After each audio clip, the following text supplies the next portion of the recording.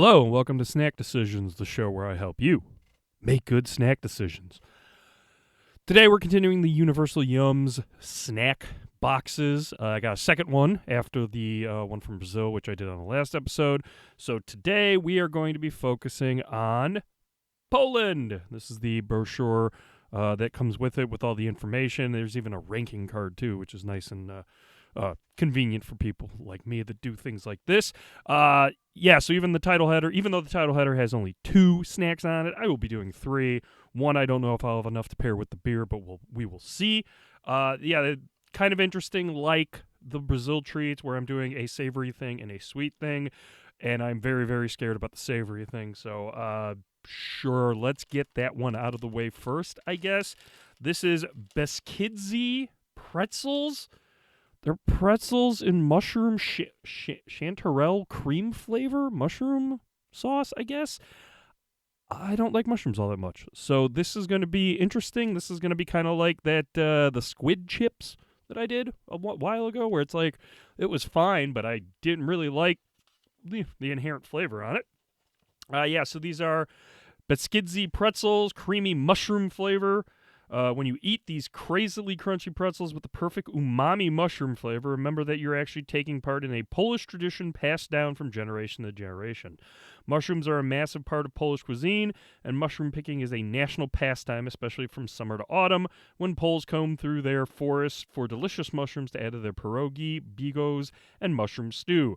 Mushroom picking, called gingerbread, is a way to connect with nature and collect the resources for your next meal with your very own hands. But be careful, many mushrooms are poisonous, so it takes years of experience before you can identify this one safe to eat.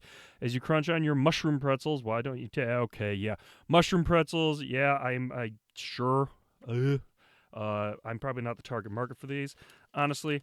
Again, I will be skipping value because I have no idea how much these actually did cost, and it comes in a box, so whatever. Packaging is going to be interesting as well, but we'll do that first. It does not have the easy tear thing on the side. Oh, it's still open nice and easy. From the top, not a problem. Again, I think this is, it's a single serving pack. It does its job. It wasn't too difficult. 4 stars on the packaging of this.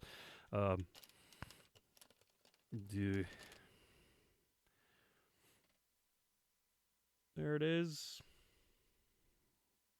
Looks like a pretzel with some like Asiago cheese on it, to be honest. Doesn't really smell like a chanterelle mushroom, so I'm going to try it. The brochure said best with umami. That is a big, big flavor characteristic off of this. I don't get too much mushroom. Like an earthy, funky thing that I usually get off of a mushroom. I've had them. I really don't like them. They're not for me. Some of it's there. Maybe when you like lick your tongue after eating it, but it's not much. It's not present all the time.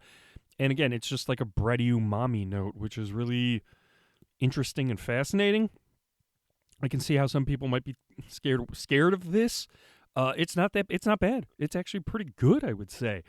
Again, if it leaned more toward mushroom, like a big over-the-top mushroom flavor, I would probably not like these as much. But as I've seen with some of these international treats, they don't go heavy on the flavoring. It's just there to add something to the whole thing. This one it's like umami bread, which, I'm down with. I could eat some umami bread, honestly. I'll give these Bogutti pretzels 4 stars on taste. These are actually kind of good. I think this bag is about the right serving size for me. But, man, that was very impressive, honestly. I didn't think I'd like mushroom pretzels, to be honest with you. And now we will move to the sweet thing. The Baton Piernikowy. Baton Piernikowy. Hopefully I'm Nikovi, maybe. Maybe I'm saying that right. Is a gingerbread bar with a lime flavor coated in white chocolate. For some reason, this is the second time I'm doing a white chocolate thing. And here we go again from the book, just in case you want to see what the inside of the book is like. So this is a gingerbread bar with lime filling. I don't think I've ever had a gingerbread bar before or one with lime filling. What's the craziest thing you've ever combined with white chocolate? We're talking crazy. Have you ever gone on a culinary adventure and reinvented the wheel? Well, we bet you've never come anything close to anything like this. White chocolate covered gingerbread bar with lime filling. It smells bright and has vivid taste with a jammy lime layer in the middle that keeps the gingerbread bar nice and moist. I won't go through the rest of it because it gets out of hand here.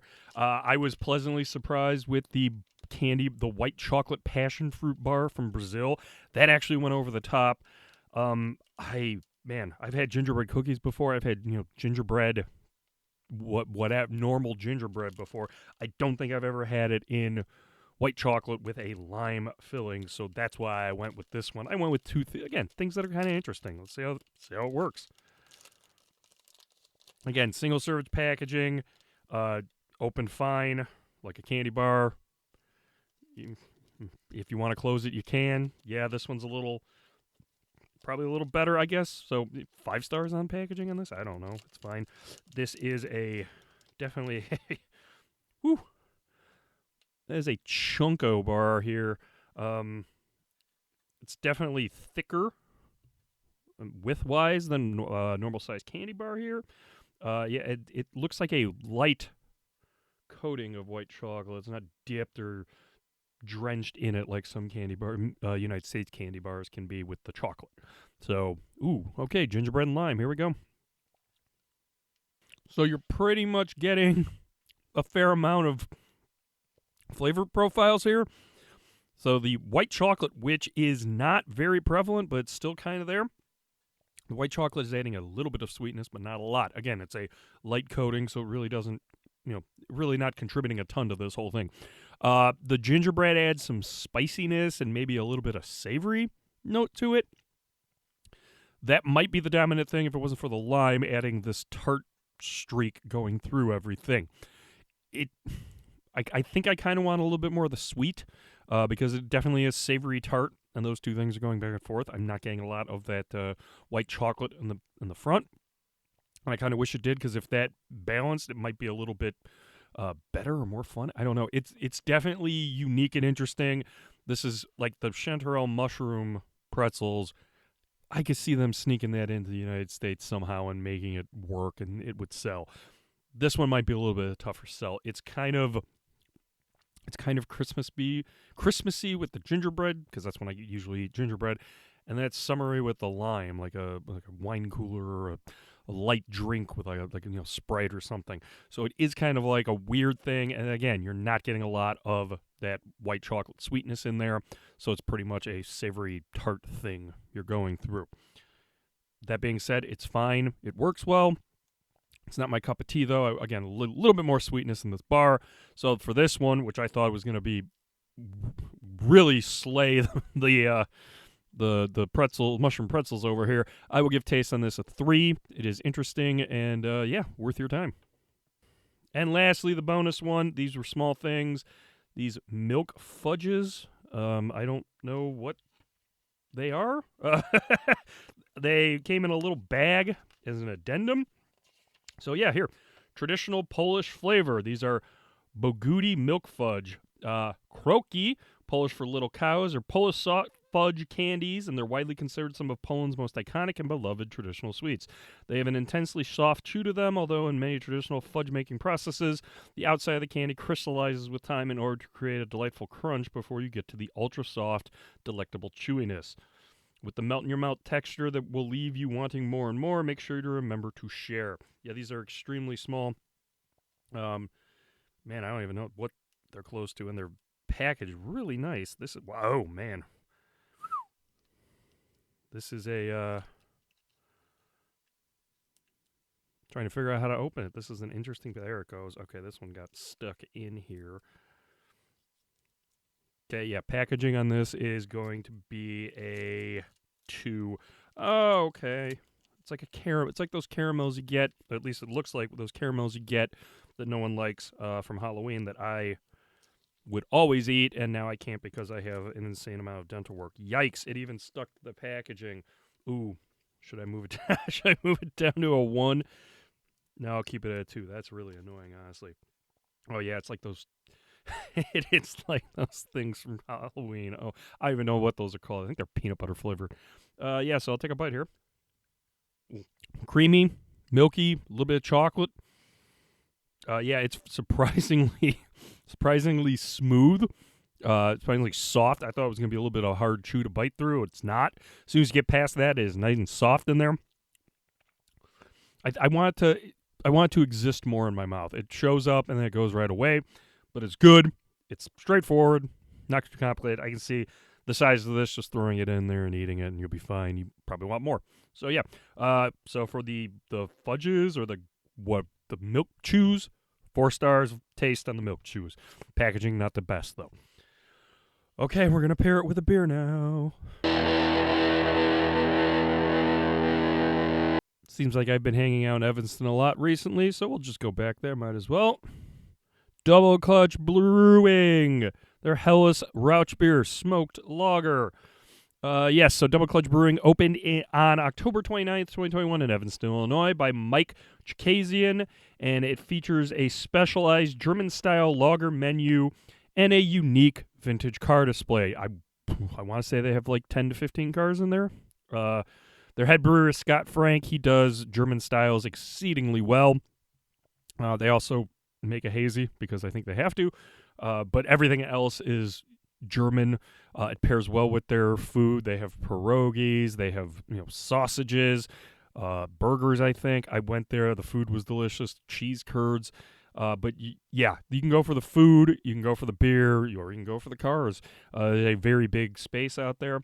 Yeah, this Helles Rauchbier, it's a smoked lager. Claim to fame is back-to-back silver GABF medals in the smoked beer category, 2022 and 2023.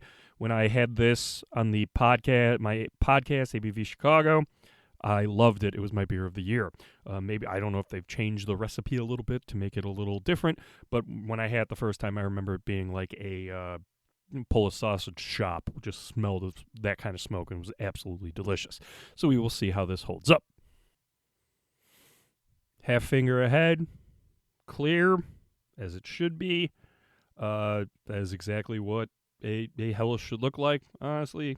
You obviously can't see the smoke. You would smell it. So that's what I'm going to do right now. The aroma is not as in my face as that first time I had it. I remember that first one being just overcome by smoked meats and everything. The smoke on this one is dialed back a little bit. You still do get some of that smoked meat note, but it's very, very, it's not the overwhelming aroma you get out of it. I do get some of that Helles lager, like a grain character, maybe a little bit of a grassy noble hop character coming off the aroma as well. Yeah, again, the smoke is playing almost second fiddle to the base beer on this one, whereas in the first time I had it, it was like, oh, smoke first, then there's a beer in there. So yeah, obviously the recipe has changed a little bit, so here we go. It is still ridiculously good, but it's not as good as I remembered it. And I'm trying to make sure that doesn't affect my review of it here. It is still smoky, but I am getting a lot more of the lager, the Helles lager base in there. So some noble hop grass coming off of it. Maybe a little lemon. I don't know. Definitely some bread and some grain. The smokiness is there. It is kind of like a sausage smoke. It's not like a cigarette or a campfire or anything like that. I just remember it being so much more prevalent, so much bigger on the palate. Honestly, this is still absolutely absurd, but it's not as at the forefront as it was when it was winning those medals. So I don't know if they've changed the recipe or they are using a different smoked malt or a smoking process or whatever it is, but it's still good. It's not, in my opinion, what it was a couple of years ago. So for that taste on this, I'm going to give it 4 stars. If they get that smoke back up, man, that's a 5-star beer all day, every day. Yeah, so now I'm going to pair it with a ton of things here. I kind of knew going into this that one was going to have an inherent advantage over the other two. And it turned out that way. So my least favorite of the pairings was the milk fudge. That's a 1. They weren't even fighting each other. It was just that the milk fudge just absolutely took over. and you couldn't really take the beer was just like water because that milk fudge was so sweet and so powerful. That's how you get a 1. But yeah, it wasn't making either of them worse. It was just they didn't go well together at all. Now, my biggest surprise here was the Baton Piernikowy, the white chocolate gingerbread lime bar. That one worked a little bit better than I had expected to. The white chocolate still wasn't very present, but the lime really went well with the Rauchbier, and the gingerbread had a little spice, a little fun to it, I guess. Again, it didn't elevate either of them. It was just an interesting combination. It one that worked well enough. I don't know if I would say I would home run, but it worked well enough. So I'll give that pairing 4 stars. Far and away, yeah. The Brzezinski, hold on, let me get that right. Beskidzi pretzels with that worked way too well with the double clutch smoked lager. Just a little bit of smokiness. You get that umami flavor. You get the bready note. You get the lemon note. Everything's working well. Everything's melding together. 5 stars. You get everything you want. You get a little smokiness. You get a little umami. And you get that bread character and maybe a little bit of that noble hop grass or floral note to it. All in all, that's an excellent pairing. 5 stars. I kind of was thinking of that as long as the pretzels were not terrible, and they weren't. So that's the biggest surprise here are the mushroom pretzels. I didn't think I'd like, but I did. So that's why I do these, honestly. So hopefully you enjoyed this. I'll take a little break from the Universal Yums box for the time being, and we'll get back to them a little bit later.